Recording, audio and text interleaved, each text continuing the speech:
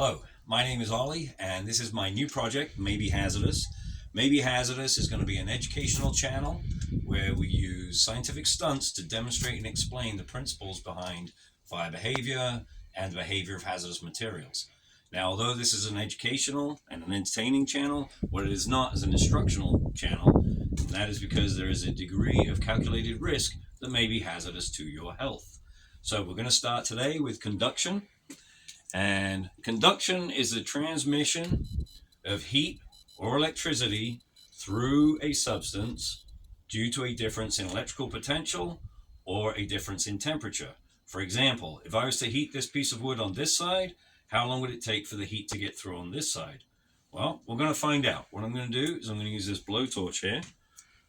And this is a propane torch, and propane torches burn at a little over 2,000 degrees Fahrenheit if you don't add oxygen other than the ambient air. So what I'm going to do is I'm going to start to heat this up, and let's see if I burn my hand. Here we go.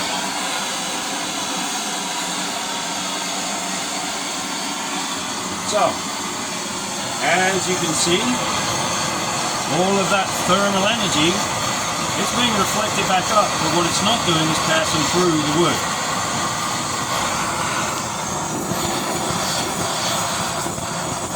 And I should be able to hold it here for quite a period of time.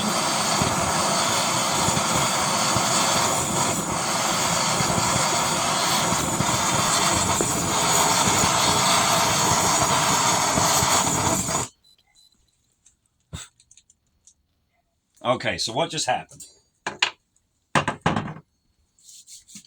Well, we know that metals are good conductors of electricity. We use metal wires to transmit electricity through our houses, and we insulate them with plastic. We insulate them with plastic because plastic is not a good conductor of electricity, and it keeps our electrical energy contained in that wire.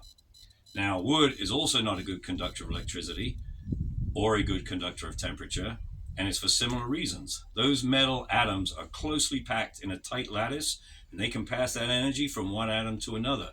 They do that through the outer shell of electrons, which is called the valence shell, and that is electrons that are shared between the different atoms, and they're able to carry that energy through the metal material. Now, in a substance like wood or plastic, they don't have that valence outer shell of electrons available to transmit that energy, and they're not as tightly packed in that lattice. There are spaces, the atoms cannot pass the energy on quite as easily as they can when they're packed into a tight metallic lattice. Okay, what does that mean for us?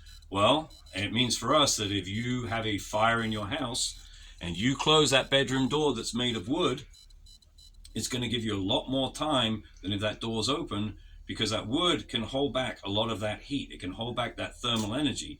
Even though wood is a good fuel for fire, it is not a good conductor of heat. So not only is it keeping the carbon monoxide and the other products of combustion that are toxic out of your bedroom while your smoke detector alarms you, it's also going to keep, if you have fire in your hallway, it's going to keep the fire in the hallway and not let it extend into that bedroom while emergency services are on their way to come and rescue you.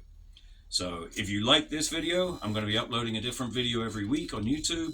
And like I said, it's basically going to be about fire behavior. It's going to be about the behavior of hazardous materials, but it could extend into who knows what. So I hope you like, follow, share, and see what I come up with next week. All right, thank you.